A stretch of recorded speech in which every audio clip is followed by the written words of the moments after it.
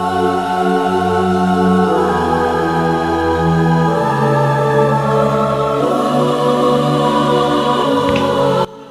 ಸ್ನೇಹಿತರೆ, ನಮ್ಮ ಕಥಾ ಟಿವಿಗೆ ನಿಮಗೆ ಸ್ವಾಗತ.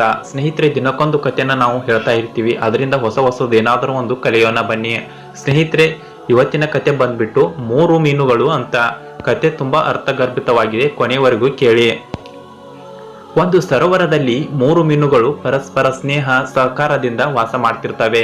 ಈ 3 ಮೀನುಗಳಲ್ಲಿ ಒಂದು ಮೀನು ದೀರ್ಘದರ್ಶಿಯಾಗಿರುತ್ತೆ.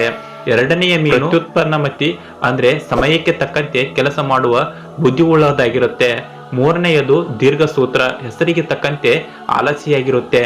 ಈ ಮೂವರು ಸರೋವರದ ಇತರ ಮೀನುಗಳೊಂದಿಗೆ ಸಂತೋಷದಿಂದ ಇರ್ತವೆ.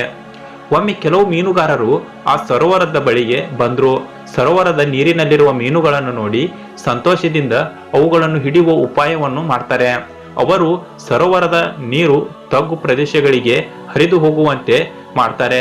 ಸರೋವರದ ನೀರು ಕಡಿಮೆಯಾಗುತ್ತಿರುವುದನ್ನು ಗಮನಿಸಿದ ದೀರ್ಘದರ್ಶಿ ಮೀನು ಇತರ ಮೀನುಗಳಿಗೆ ಹೀಗೆ ಹೇಳುತ್ತೆ: ಮೀನುಗಾರರಿಂದ ನಮಗೆ ಅಪಾಯ ಒದಗಿ ಬರಲಿದೆ.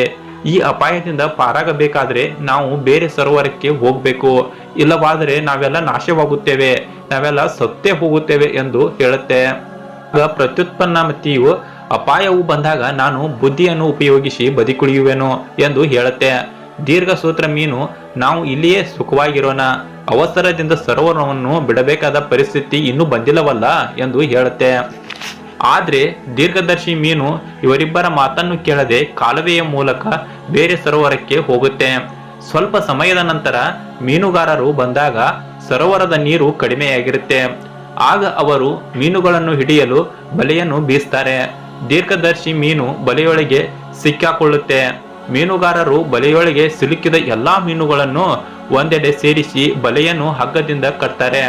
ಆಗ ಪ್ರತ್ಯುನ್ಮತಿ ಮೀನು ಬಲೆಯನ್ನು ಹೊರಗಿನಿಂದ ತನ್ನ ಬಾಯಿಯಲ್ಲಿ ಕಚ್ಚಿಕೊಂಡು ಇನ್ನೊಂದು ಮೀನು ಬಲೆಯೊಳಗೆ ಹೊರಗೆ ಇರುವುದನ್ನು ಮೀನುಗಾರರ ಲಕ್ಷ್ಯಕ್ಕೆ ಬರಲಿಲ್ಲ. ನಂತರ ಮೀನುಗಾರರು ಬಲೆಯಲ್ಲಿರುವ ಮೀನುಗಳನ್ನು ತೊಳೆಯಲು ಅಲ್ಲೇ ಸಮೀಪದಲ್ಲಿರುವ ಇನ್ನೊಂದು ಸರೋವರದಲ್ಲಿ ಹಾಕ್ತಾರೆ. ಅಂತಹ ಸಂದರ್ಭವನ್ನು ಸದುಪಯೋಗ ಪಡಿಸಿಕೊಂಡ ಪ್ರತ್ಯುನ್ಮತಿ ಮೀನು ಅಪಾಯದಿಂದ ಪಾರಾಗುತ್ತೆ. ಆದ್ರೆ ದೀರ್ಘಸೂತ್ರನು ಮಾತ್ರ ತನ್ನ ಆಲಸ್ಯತನದಿಂದ ಪ್ರಾಣವನ್ನು ಕಳೆದುಕೊಳ್ಳುತ್ತೆ. ಸ್ನೇಹಿತರೆ, ಈ ಕಥೆಯ ಸಾರಾಂಶ ಇಷ್ಟೇ.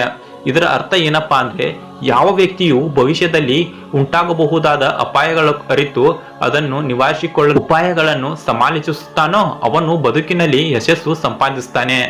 ಯಾವನು ಅವಿವೇಕದಿಂದ ಬಂದೆರಗುವ ಆಪತ್ತನ್ನು ನಿರ್ಲಕ್ಷಿಸುತ್ತಾನೋ ಅವನು ನಾಶವಾಗುತ್ತಾನೆ. ಯಾವನು ಅಪಾಯ ಬಂದಾಗಲೂ ಎಚ್ಚೆತ್ತು ಉಪಾಯವಾಗಿ ಪಾರಾಗುವನೋ ಅವನು ಸುಖವನ್ನು ಹೊಂದುತ್ತಾನೆ ಎಂದು ಈ ಕತೆ ನಮಗೆ ಸಾರಾಂಶವನ್ನು ಹೇಳುತ್ತೆ. ಸ್ನೇಹಿತರೆ, ಕತೆ ಇಷ್ಟ ಆದರೆ ಒಂದು ಲೈಕ್ ಮಾಡಿ. ಇನ್ನೂ ಇಂಥ ಹೆಚ್ಚಿನ ಕಥೆಗಳಿಗಾಗಿ ನಮ್ಮ ಚಾನೆಲ್ನ ನೋಡ್ತಾ ಇರಿ. ಯಾರು ಹೊಸದಾಗಿ ನಮ್ಮ ಚಾನೆಲ್ನ ನೋಡ್ತಾ ಇದ್ದೀರೋ ಅವರು ನಮ್ಮ ಚಾನೆಲ್ನ ಸಬ್ಸ್ಕ್ರೈಬ್ ಮಾಡ್ಕೊಳ್ಳಿ. ಮತ್ತೆ ಮುಂದಿನ ಕಥೆಯಲ್ಲಿ ಸಿಗೋಣ. ನಮಸ್ಕಾರ.